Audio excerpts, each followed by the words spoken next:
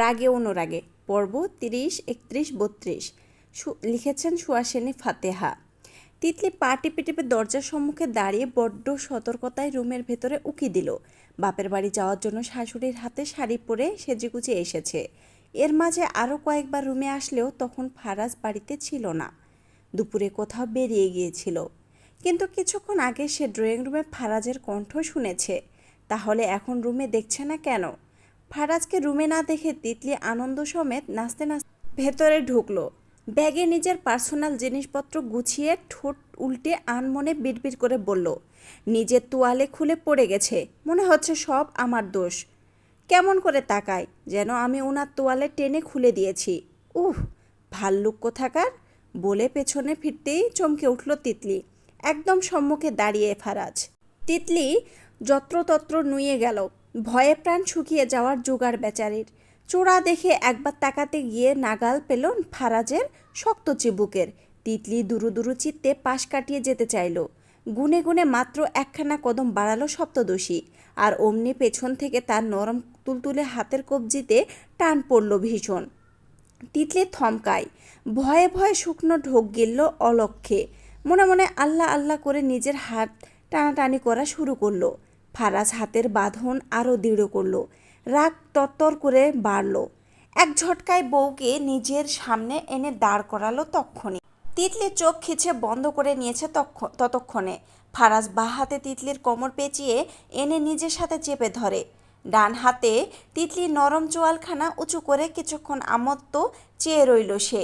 পরপরই শক্ত কণ্ঠে প্রশ্ন ছুড়ল, সমস্যা কি তোমার? বারবার আমার কথার অবাধ্য হচ্ছ কোন সাহসে? ভয় লাগে না আমায়? তিতলির বুক কেঁপে উঠল থরথর করে। এই সময় তো খোঁচা মারা কথা শুনিয়ে পালিয়েছে। সে কি ইচ্ছে করে শুনিয়েছে? যা হওয়ার হোক। এমনিতে তো এখন ভাল্লুকের সাথেই তাকে বাপের বাড়ি যেতে হবে। কামড় দিয়ে দৌড় দিলে যদি পড়ে যেতে না দেয়। তাই কাপা কাপা গলায় শুধায়, আমার লজ্জা লাগছে আপনার সামনে দাঁড়াতে। তাই আপনার বুঝি লজ্জা করে না? ফারাজের কপাল কুঁচকে গেল এমন কথা শুনে। জিভের ডগায় গাল ঠেলে তীক্ষ্ণ করল দৃষ্টি। পরক্ষণে তিতলির কোমর ছেড়ে দিয়ে এবার চেপে ধরল কোমল দুবাহু। অসামান্য পায়ের গতিতে তক্ষণই পাশের দেওয়ালের সাথে চেপে ধরল। বড্ড শক্ত করে ধরেছে। তিতলি ব্যথা পেল, তাও চুপ করে রইল। ফারাজ সামান্য ঝুঁকে এসে বাঁকা কণ্ঠে বলল, আমার জানা মতে লজ্জা বলতে এমন কোনো ওয়ার্ড এখনও আমার ডিকশনারিতে আসেনি। কজ তুমি আমার বিয়ে করা বউ, আমার সামনে তুমি ছিলে, অন্য কেউ তো ছিল বলে আমার মনে হচ্ছে না। তিতলির বুক ধুকপুক করছে। এবারও আগের মতো নিষ্পাপ জবাব দিল, আপনার কোনো লজ্জা নাই থাকতে পারে, আমার অনেক লজ্জা লাগে। তিতলির কথা শেষ হওয়ার পরপরই ফারাজ কপট রাগ দেখিয়ে হিসিয়ে শুধালো, এত লজ্জা কই থেকে আসে তোমার যে আমার সামনেই দাঁড়ানো যাবে না? ফারদার রুমের আসার আগে তোমার সব লজ্জা বাইরে রেখে আসবে, নয়তো তোমার কোনো লজ্জার ধার ধারব না আমি। তিতলি নিশ্চুপ। ফারাজ বলল, কলেজে যখন আমার পেছনে পেছনে ঘুরছিলে তখন লজ্জা করেনি? তিতলি দাঁত দিয়ে নিচের ঠোঁট ঈষৎ কামড়ে ধরল। এবার জেদ ধরে রেখে নিচু কণ্ঠে স্বীকারোক্তি দিল, না করেনি। আপনাকে আমি ভালোবাসি, তাই ঘুরেছি। সবসময় আমি আপনার পেছনে ঘুরব, তাতে আপনার কি? হুঁ বলে তিতলি ফারাজের হাত দুটো সরাতে চাইল নিজের বাহু থেকে। ফারাজের সুদর্শন মুখের ধারালো নেত্রদ্বয় কেমন গভীরভাবে তাকিয়ে আছে তার দিকে। এভাবে তাকাচ্ছে কেন? সে শুকনো ঢোক গিলল। ভয় পেয়ে চোখ মুখ খিচে বলল, আমাদের দেরি হয়ে যাচ্ছে তো। ফারাজ সে কথা আদৌ শুনল কি না কে জানে। তিতলির মুখে গভীর দৃষ্টিতে তাকিয়ে মাথাটা সামান্য নিচু করে নিজের মুখ এগিয়ে আনলো মুখের একদম কাছে। ফারাজে নেওয়া প্রতিটা উষ্ণ নিঃশ্বাস যতবার তিতলির মুখে পড়ছে ততবার সে চোখ জোড়া খিচে বন্ধ করে নিচ্ছে। সে হাঁসফাঁস করে দু হাতে ফারাজের বুক চেপে সরাতে চাইল, কিন্তু বালাই শার্ট পাহাড় সম বলিষ্ঠ পুরুষ তো সরলই না, উল্টো তিতলির নরম গালে নিজের খোঁচা খোঁচা দাড়িতে আবৃত চোয়ালখানা আলতো করে ছুয়ালো। তিতলি হালকা ব্যথা পায় দাড়ির খোঁচাতে। কেঁপে উঠে সমস্ত কাপা দেহ। ফারাজ নিজের নাক গাল ঘষে তিতলির পুরো মুখে, তা ধীরে ধীরে নেমে এলো গলায়। পরপর গলায় নরম কিছুর স্পর্শে তিতলি থরথর কেঁপে ওঠে। ফারাজের পুরশালী নরম ঠোঁটের বিচরণে তিতলি নিঃশ্বাস আটকে নিল। হাঁসফাঁস করে কোনো রকমে বলল, ছাড়ুন প্লিজ। ফারাজ তখন নিজের কাজে ব্যস্ত। ডিস্টার্ব পেয়ে গলায় মুখ গুজে রেখে বলল, সবসময় ছাড়ুন ছাড়ুন বললে ধরবো কখন বেয়াদব? নির্লজ্জ বলতে পেরেছ, এখন সহ্য করো আমায়। Let me do my work. বলে ফারাজ আচমকা তিতলির ঘাড়ে বড্ড কাছে মুখ নিয়ে কামড় বসিয়ে দিল। কামড়টা জোরে ছিল না, তবে তিতলি ব্যথা পেল। নাক মুখ কুচকে মুখ ফসকে বেরিয়ে এলো। আহ! বেয়াদব বউকে এমন আওয়াজ করতে দেখে ফারাজ ঘাট থেকে মুখ তুলে দুষ্ট কণ্ঠে ফিসফিস বলল, নেগেটিভ আওয়াজ করছো কেন? আমি তো এখনো কিছুই করিনি। তিতলি সরু নাকের পাটাটা সামান্য ফুলিয়ে বলল, আপনি আপনি আমাকে কামড় দিয়েছেন কেন? এটা তোমার শাস্তি। আমার কথা না শোনার, বারবার অবাধ্য হওয়ার। তিতলি চুপ করে রইল। ফারাজ ভ্রু কুচকে বলল, ব্যথা পেয়েছো? তিতলি তেড়া জবাব দিল, না, আরাম পেয়েছি। ফারাজ তিতলির তেড়া কথায় বিরক্ত হয়ে তৎক্ষণাৎ হাতের জোর বাড়ালো। এবার ঠোঁটের কাছে মুখ এগিয়ে আনতেই হঠাৎ দরজার কাছ থেকে পায়ের আওয়াজ আসে। ফারাজ সাথে সাথে তিতলিকে ছেড়ে দেয়।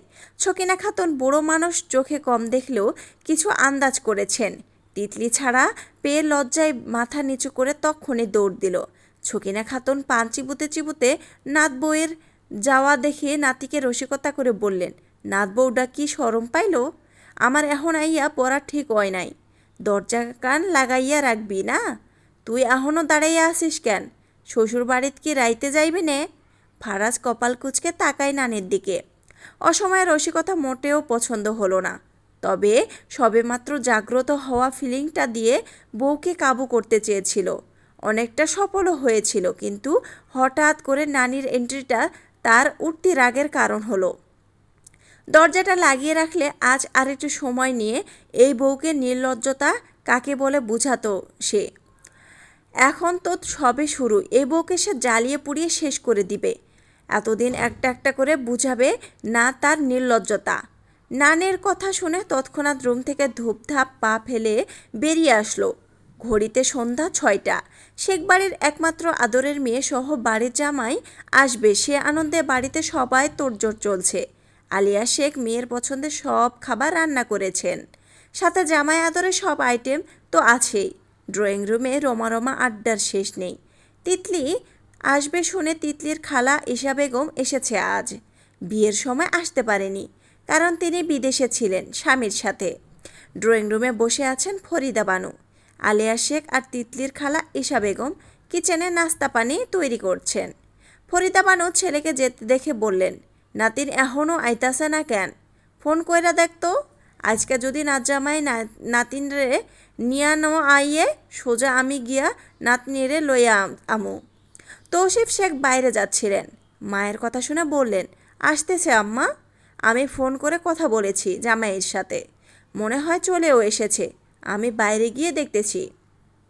বলে তৌসিফ শেখ সদর দরজা পেরিয়ে বাইরে গেলেন। শেখ বাড়ির মেইন গেটে গাড়ি থামতেই তিতলি সাথে সাথেই নেমে গেল। খুশিতে তার তর সইছে না।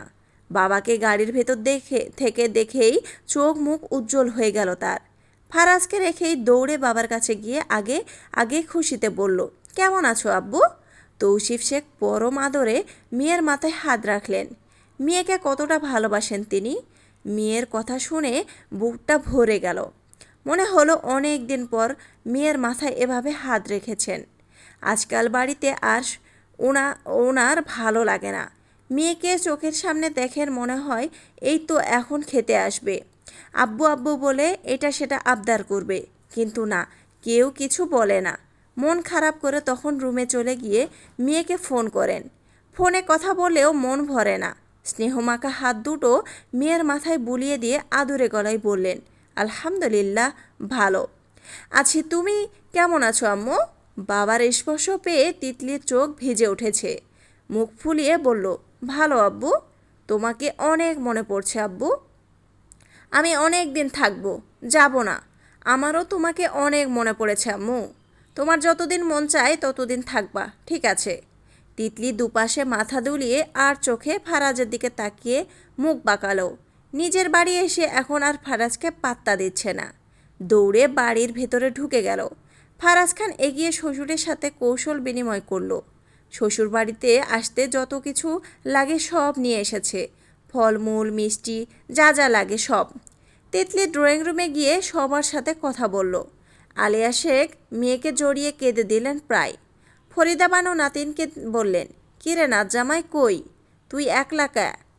তিতলি দাদুর কথা শুনে বলল, বাইরে দাদু, একলগে আইবি না? নাত জামাই লজ্জা পাইতো না হ্যাঁ। তিতলির মনে পড়ল ফারাজ তাকে বলেছে আমার কোনো লজ্জা নেই, তাই দাদুকে বলল, উনি বলেছেন ওনার কোনো লজ্জা নেই দাদু, বলে উপরে চলে গেল। বিয়ে হয়ে গেছে এমন কোনো ভাব ওর মধ্যে নেই। আলিয়া শেখ মেয়ের যাওয়া দেখে বললেন, মেয়েটা এখনও বড় হইল না, চাল চলন সব আগের মতোই। কে জানি শ্বশুর বাড়িতে কী কী অঘটন করেছে। ফারাজ শ্বশুরের সাথে ড্রয়িং রুমে এসে সবার সাথে নতুন জামাইয়ের মতো কথা বলে এখন সোফায় বসেছেন। ডাইনিং টেবিলে হরেক রকমের নাস্তা, পানি, মিষ্টি, ফলমূল দিয়ে ভরা। ফরিদা বানু নাত জামাইকে বললেন, নাত জামাই আইও, আমরা একলগে গপ্প করি। ফারাজ মোবাইলের স্ক্রিন থেকে চোখ তুলে পাশ ফিরে তাকালো। বৃদ্ধ মহিলাটা তার সাথে গল্পও করবে, যেমন নাতিন তেমন দাদি। সেটা সে বিয়ের দিন থেকেই টের পেয়েছে, কিছু না বললে খারাপ দেখায়। তাই সে সম্মতি জানাতেই ফরিদা বানু আস্তে করে বললেন, মোর নাতিন কেমন না জামাই? ফারাজের শৈলপ্রান্ত বেঁকে গেল এমন কথায়।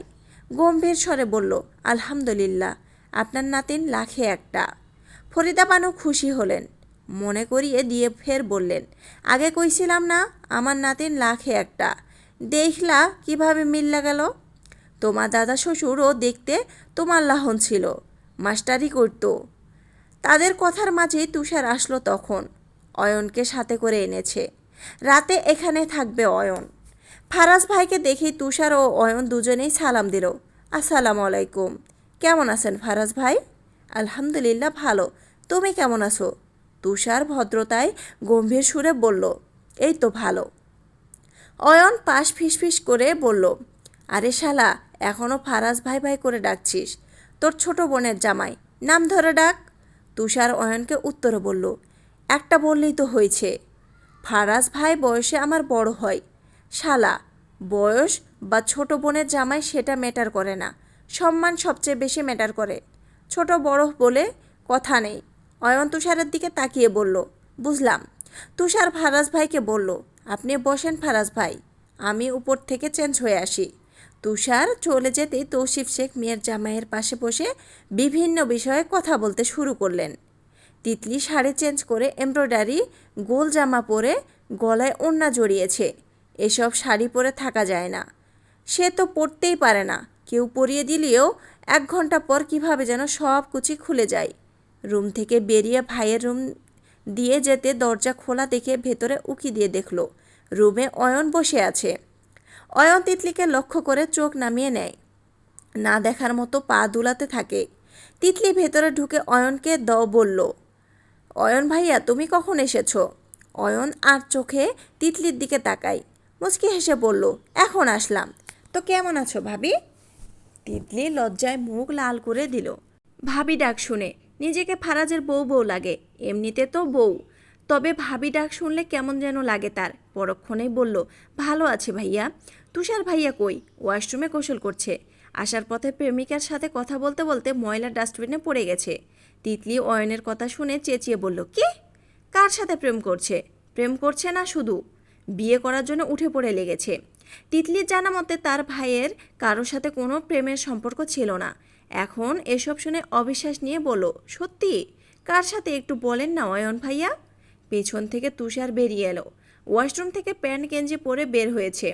দোতোয়ালে দিয়ে মাথার ভেজা চুল মুছতে মুছতে পেছন থেকে তিতলির মাথায় টোকা দিয়ে বলল, তুই জেনে কি করবি? তিতলি পেছন ফিরে ভাইকে বলল, বাহ রে, আমার ভাইয়া কার প্রেমে পড়েছে, ডাস্টবিনে পড়েছে, সেটা আমি জানতে চাইব না? দেখি সে মেয়ের বাড়ি, চলো 2টা কথা শুনিয়ে আসি। অয়ন চোখ বড় বড় করে ফেলল, তবে তুষারের মুখে বিন্দুমাত্র পরিবর্তন দেখা গেল না। সে আগের মতোই বলল, বেশি বুড়ি হয়ে গেছিস তিতলি। তিতলি নাক ফুলিয়ে বলল, আমাকে বুড়ি না, আমি 100 বছরের বুড়া ভাইয়া। আমি এখন নিচে গিয়ে আব্বুকে নালিশ দেব, তুমি প্রেম করো। বলে তিতলি বেরিয়ে এলো। এর ভেতরে আরও একদিন কেটে গেছে। তিতলি এখনও বাবার বাড়িতেই। ফারাজ প্রথম রাত থাকতে পারেনি। আফজাল খানের প্রেশার বেড়েছিল সেদিন রাতে। তাকে নিয়ে হাসপাতালে যেতে হয়েছে অনেক রাতে, তাই আসতে পারেনি। কিন্তু আজকে আসার কথা, এখনও আসছে না কেন? এখন রাত 9টা।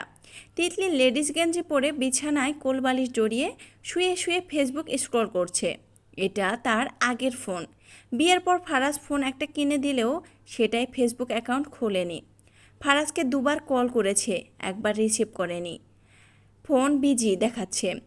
মেসেজেও সিন করে রিপ্লাই করেনি। কেন ফোন রিসিভ করেনি, মেসেজ দেয়নি?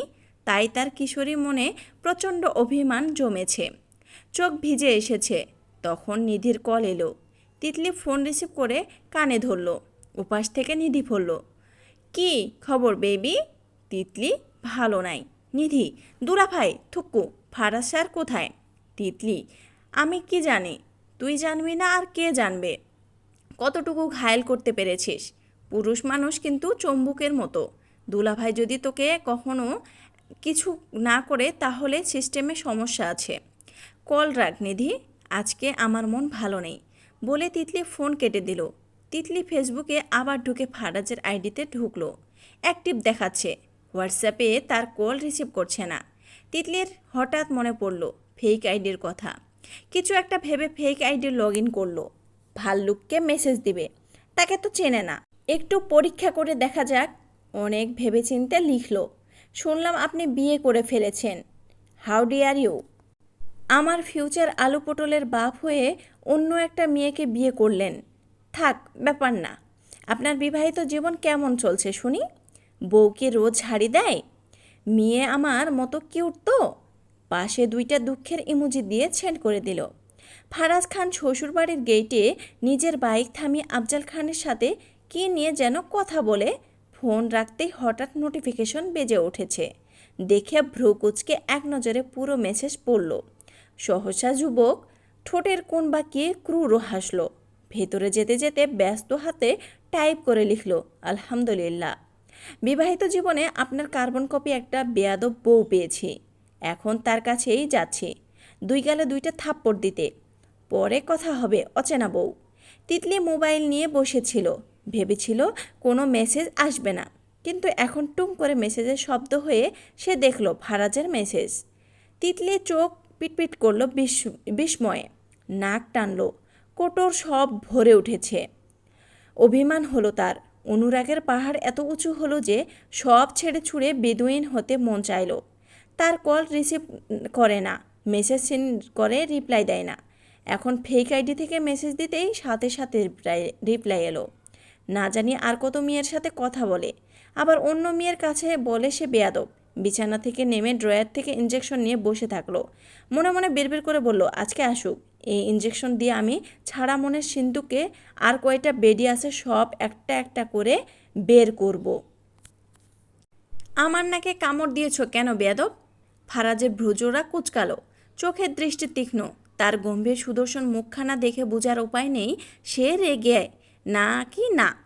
যদিও এমন ইঁদুরের দাঁতের কামড়ে তার কিছুই হচ্ছে না, যাচ্ছে না। নাক ভিজা ভিজা লাগায় বা হাত তুলে নাকের ডগায় হাত রাখলো। তিতলি ফারাজের ধমক শুনে কেঁপে উঠল। এবার চোরা চোখে তাকালো নাকে কামড় দেওয়া জায়গাটুকুতে। সেখানটায় লাল হয়ে তার দাঁতের দাগ বসেছে। হবেই তো, সে খুব জোরে দিয়েছে না। খুব লজ্জা লাগছে তার। কাচুমাচু করে পা দুটো উঁচু করে ফারাজের নাকে নিজের তুলতুলে ডান হাত বাড়িয়ে ছুঁতে চাইল, কিন্তু পাহাড় সম বলিষ্ঠ পুরুষটার মুখের নাগাল পেল না। তাই নিচু স্বরে স্বীকারোক্তি দিল, আপনি সেদিন আমার গলার পেছনে কামড় দিয়েছেন, তার প্রতিশোধ নিয়েছি। হুঁ। যুবকের বাদামি অধৈর্যগলে আচমকা টান বসল বাঁকা হাসির। চোখ দুটোতে নামল চিরচেনা ক্রূরতা। সে তৎক্ষণাৎ পূর্বে কোনো প্রস্তুতি ছাড়াই আচমকা এক হেঁচকা টানে বউকে টেনে এনে চেপে ধরল নিজ বক্ষ ভাঁজের সাথে। নিজের শক্তপোক্ত দুহাত পেঁচিয়ে রাখল তিতলির চিকন কোমরের পেছনে। ছাড়া পাওয়ার কোনো উপায় রাখল না। তিতলি কেঁপে উঠল থরথর করে। দেহের সাথে দেহের সংঘর্ষ হতেই তিতলি মৃদু স্বরে চেঁচিয়ে উঠল, এই কি করছেন আপনি? গালের ভাঁজে জিভ ঠেলল ফারাজ। ঘাটটা সামান্য ঝুঁকিয়ে এনে মুখ রাখল মেয়েটার কানের কাছে। তিতলির গোলাপি ঠোঁট দুটোর উপর একদৃষ্টি নজরবন্দি করলো, অতপর হিসিয়ে আওড়ালো, আসো, আজকে আমি তোমাকে শেখাবো একটা গুরুত্বপূর্ণ টপিক।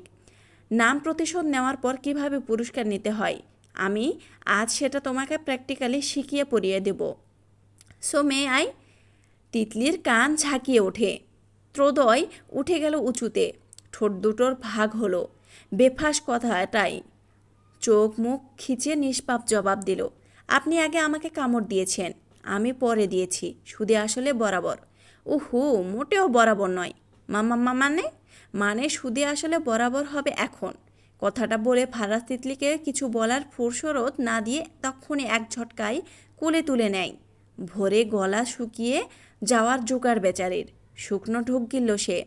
ফারাজ ঠোঁট কামড়ে মৃদু হাসল। দু কদম সামনে এগিয়ে সহসা বউকে কোল থেকে আলগোছে মেঝেতে ফেলে দেওয়ার ভান করল। ভয়ে তটস্থ বোকা মানবী সাথে সাথেই নরম তুলতুলে দু হাতে শক্ত করে জড়িয়ে ধরল মানবের গলা। চোখ মুখ খিচে বন্ধ করে বলল, না না, ফেলে দিবেন না প্লিজ। আমার হাত পা ভেঙে গেলে তখন কি হবে বলুন? সম্পূর্ণ কথা শেষ না করে ফেলে দিলে হবে বউ?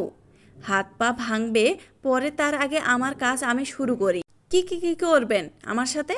আমাকে না নামান। ফারাজ ঠোঁটের কোণে বাঁকা হাসির রেশ ফুটিয়ে বিছানার দিকে যেতে যেতে শ্লাষাত্মক ভাবভঙ্গিমা ধরে রেখে বলল, হিসেব নিকেশ বকেয়া সব একসাথে হবে এখন, তারপর নামানোর কথা আসবে। তিতলির হঠাৎ ভীষণ ভয় করছে। শুকনো ঢোক গিলে বলল, না না না না, আপনার সাথে আমার কোনো হিসেব নিকেশ নেই।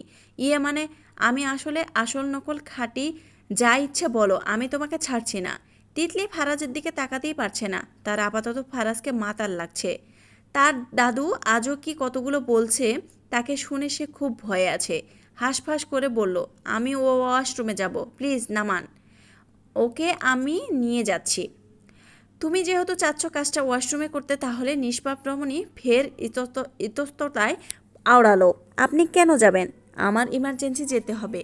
বাকি কথা শেষ করবার পূর্বে তিতলিকে কোলের মধ্যে নিয়ে নিজ উদ্যোগে তিতলির খোপা করা চুলগুলো খুলে দিয়ে সেখানে নিজের ডান হাতের সবগুলো আঙুল ঢুকিয়েছে ফারাজ। তিতলির গালে নিজের নাক ঘষল, সেখানটায় তিতলি কামড় বসিয়েছে। আর একটু ঝুঁকে এসে তিতলির থরথর করে কাঁপতে থাকা ঠোঁটের একদম মুখোমুখি নিজের পুরুষালী ঠোঁট জোড়া নিয়ে এক দৃষ্টিতে তাকিয়ে থেকে একদম নিচু গম্ভীর স্বরে বলে, আমারও। তিতলি ঢোক গিলে, খারাপ লোক, নামায়। আমি সত্যি ওয়াশরুমে যাব। ফারাজ কিছুক্ষণ চোখ ছোট করে রেখে ঠোঁট কামড়ে হাসল। পাতলা অধর নেড়ে চেড়ে ভনিতাহীন বলে বসলো, যখনই আমি কিছু করতে চাইব তখন তোমার সব বাহানা শুরু হয়। 5 মিনিট সময় দিলাম, এখন দয়া করে ছেড়ে দিয়েছি বলে বেঁচে গেছো। সময় বুঝে আমি নিজের জিনিস নিজে আদায় করব বলে কোল থেকে নামিয়ে দিল বউকে। তিতলি তক্ষণি ওয়াশরুমের দিকে দৌড় দিল। আজকে আর বের হবে না, সকালে বের হবে। ওয়াশরুমের দরজার কাছে গিয়ে দরজা লাগানোর আগে ফারাজের দিকে তাকিয়ে মুখ ভেঙচি কেটে বলল, আপনার অচেনা বউয়ের কাছে যান। ভাল্লুক কোথাকার। ফারাজ চোখ পাকিয়ে তাকাতে তিতলির ঠাস করে দরজা লাগিয়ে দিল। রাতের আধার কেটে ভোরের স্নিগ্ধ আলো ফুটেছে। পাখিদের কিচিরমিচির শোনা যাচ্ছে। জানালার পর্দা ভেদ করে আসছে মৃদু বাতাস। দেয়াল ঘড়ির কাঁটা ঘুরছে। সকাল 7টা। তিতলি ঘুম থেকে উঠে বিছানায় নজর দিল। তাদের মাঝখানে একটা কোলবালিশ। পরপর নজর ঘোরালো। ফারাজ উদমে শরীর নুয়ে শুয়ে। এই লোক রাতে শার্ট খুলেছে, ভাগ্যিস প্যান্ট খোলেনি। দীর্ঘ নিঃশ্বাস ফেলে চুপি চুপি বিছানা থেকে নামলো। না চাইতেও চোখ জোড়া চলে যাচ্ছে ফারাজের উদম দেহখানার দিক। উঠানামা করা প্রশস্ত বুক, পেশিবহুল হাত, স্লিম পেট ডুবে আছে। আকর্ষণীয় ফিগার। তিতলি এর আগে অবশ্য অনেকবার দেখেছে উদম শরীরে, তখন গোসল করে আসতো বা জিম করে। সে তাকাতে পারত না। প্রতিদিন ঘুম থেকে উঠলেই দেখতো ফারাজ রুমে নেই বা কোথাও চলে গেছে। আজকে শ্বশুরবাড়ি এসে আরামের ঘুম যায় মনে হচ্ছে। তিতলি এই প্রথম কাজ থেকে সময় নিয়ে পর্যবেক্ষণ করতে পারছে। গম্ভীর সুদর্শন মুখখানায় এখন মায়ায় রাজ্যে পরিণত হয়েছে। ভ্রজোড়া মাঝে সূক্ষ্ম ভাঁজ পড়েছে, যেন ঘুমের ঘোরে ভালো কিছু দেখছে না। তার কামড়ের নাকের ডগা এখনও লাল। ঠোঁটের দিকে নজর যেতেই তিতলি ঢোক গিলল। আবার ঘাড় ঘুরিয়ে তাকাতেই সহসা চোখের সামনে ভেসে উঠল সেদিন ভুলবশত দেখে ফেলা ফারাজের বলিষ্ঠ দেহের সম্পূর্ণ নগ্ন শরীর। তিতলি লজ্জায় লাল নীল গোলাপি হয়ে তক্ষুনি ওয়াশরুমে চলে গেল।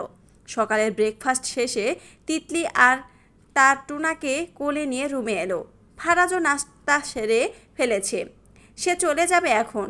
এখন ঘড়িতে সকাল 9টা বাজে। তিতলি টুনাকে নিয়ে দরজা ঠেলে চৌরাতে ভেতরে উকি দিতেই দেখলো ভাল্লুক রেডি, আয়নায় দাঁড়িয়ে চুল ঠিক করছে। তিতলি দরজা ঠেলে ভেতরে গিয়ে চুপচাপ বিছানায় গিয়ে বসলো। ফারাজ সেটা লক্ষ্য করছে আগে থেকেই। আয়নার কাছ থেকে এগিয়ে এসে তিতলির পাশে এসে বসলো। ভ্রু কুচকে রেখেই প্রশ্ন ছুড়ল, এই খরগোশের বাচ্চা আবার কই থেকে এলো?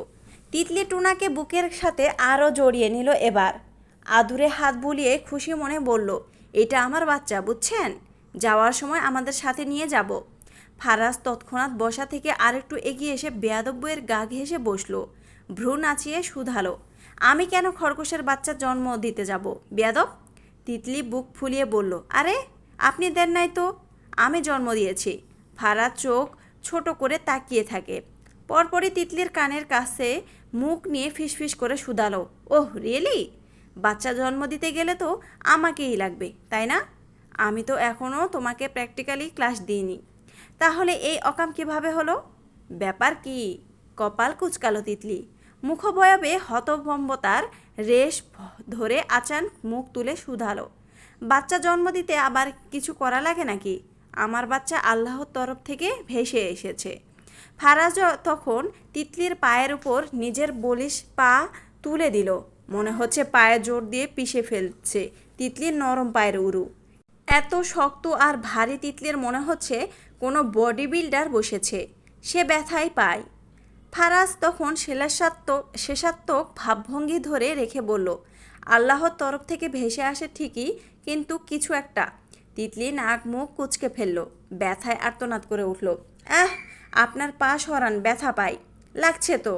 ফারাজ তিতলির নরম গাল শক্ত করে টেনে ধরল। গালের ব্যথায় তিতলি ফের আর্তনাদ করে উঠতেই ফারাজ বলল, সামান্য পায়ের লোট নিতে পারছো না? কি পারো তুমি? মুখে মুখে তর্ক করতে পারো শুধু? বলে তিতলি নরম গাল টেনে লাল করে দিয়ে ছাড়ল ফারাজ। তিতলি ফারাজের দিকে চোখ তুলে তাকায় ভেজা নয়নে। গালে হাত দিয়ে ডলছে সে। এত ব্যথা পেয়েছে। ফারাজকে এবার বিচলিত দেখালো, তবে মুখের ভাব ভঙ্গিমা একটুও বদলেনি, বরং আরও গম্ভীর হলো। সে তিতলির গালে আবার হাত রেখে সেখানটায় স্লাইড করতে করতে বলল, আজকে চলে যাবে, রেডি হও। আমিও থাকবো।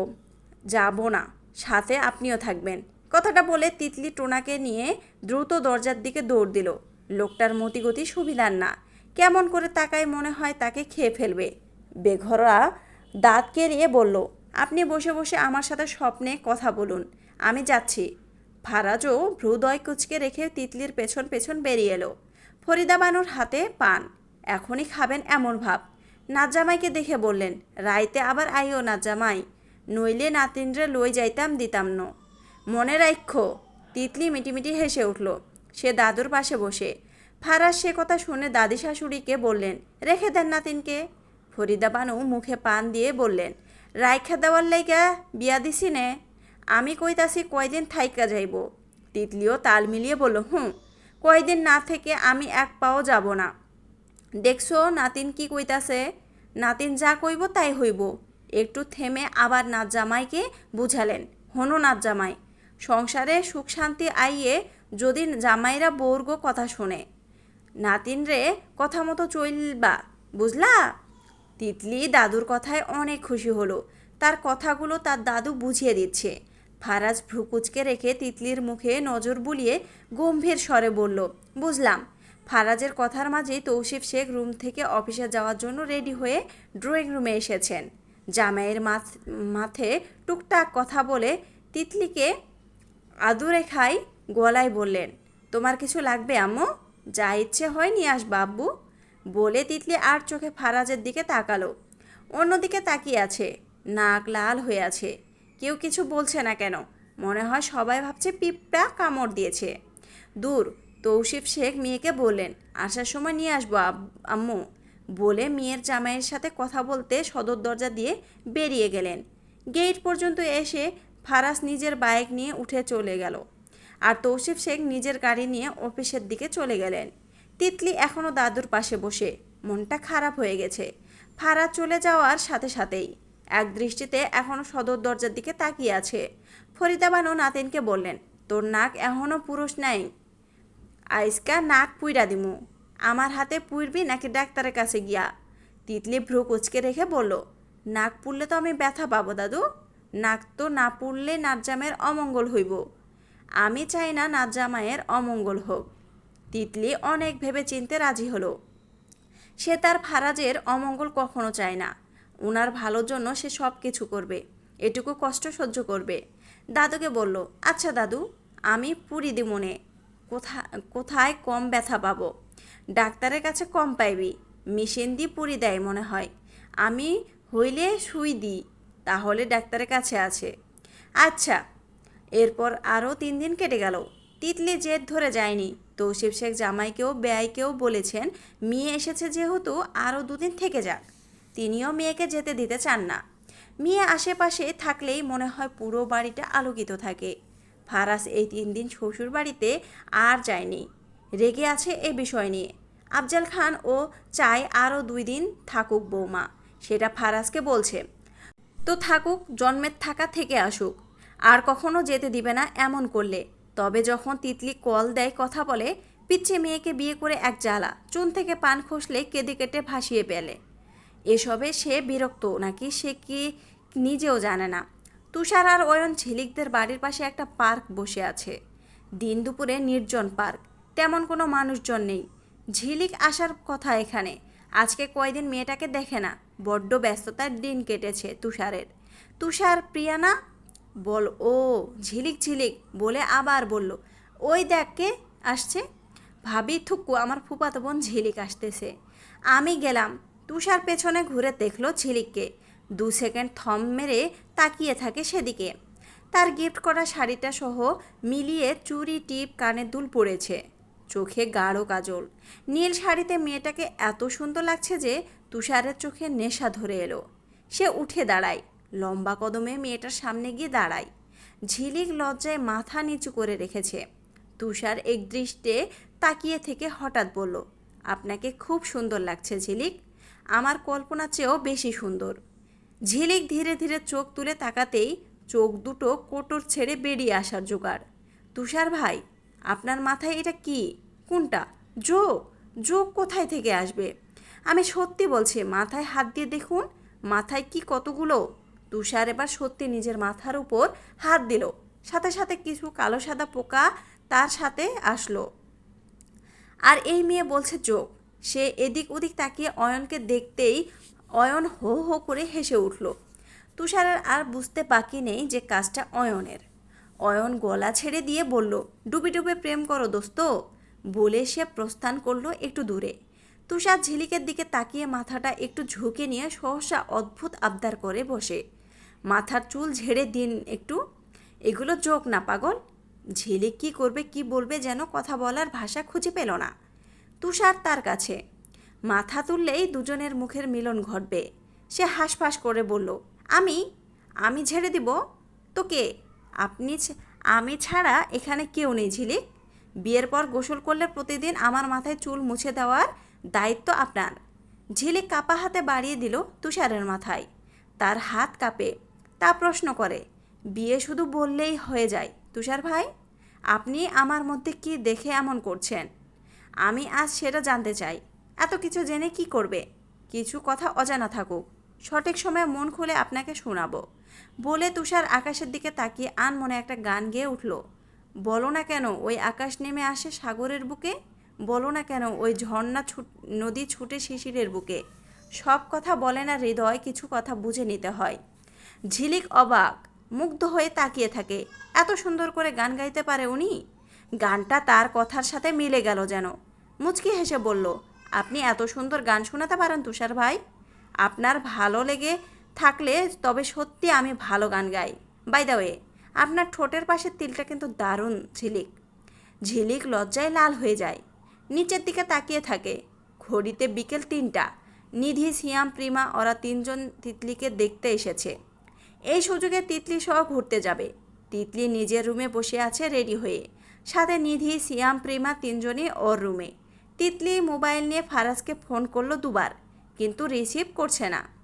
নিধি আয়নার কাছ থেকে এসে বলল, কিরে, এখনও রিসিভ করিনি? তিতলি নাক ফুলিয়ে বলল, করছে না। শিয়াম তিতলির পাশে দাঁড়িয়ে কাঁধে হাত রেখে দাঁড়ালো। খোঁচা মেরে মজা করে বলল, ফারাজ স্যার এখন শুয়ে শুয়ে নাক ডাকতেছে, তাই কল রিসিভ করছে না। আর হয়তো মোবাইল চালাচ্ছে, তোর ফোন রিসিভ করছে না। তিতলি এবার ভিডিও কল করলো ফারাজকে। এবার সাথে সাথে রিসিভ হলো। তিতলি মুখ ফুলিয়ে রেখেছে।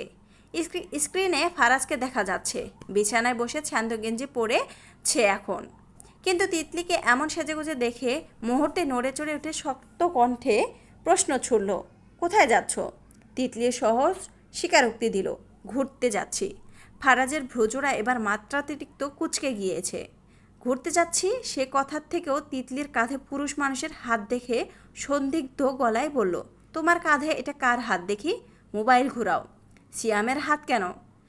আমাকে ঘুরতে নিয়ে যাবেন, আপনি আসুন, না হলে আমি ওদের সাথে যাব। ফারাজ জ্বলন্ত চোখে তিতলির কাঁধে সিয়ামের রাখা হাতটার দিকে চেয়ে আসে। চিবুক শক্ত করে নিল। বিছানা থেকে উঠে মেঝেতে দাঁড়ালো। এবার এক অজানা কারণে মাথার তালু গরম হচ্ছে রাগে। যুবক দাঁতে দাঁত চাপল পরক্ষণে। এক আকাশছোম রাগ নিয়ে বলল, সরে বসো এক্ষুনি। তিতলি হঠাৎ বুঝতে পারে না ফারাজের অমন রাগের কারণ। বুঝতে না পেয়ে তাকালো। এবার চাহনিতে প্রশ্ন কেন? মরার খুব পাখা গজাইছে না? আমি 3 দিন আসিনি দেখে আমার পারমিশন ছাড়া ঘোরাঘুরি করার সাহস কি করে হয় তোমার?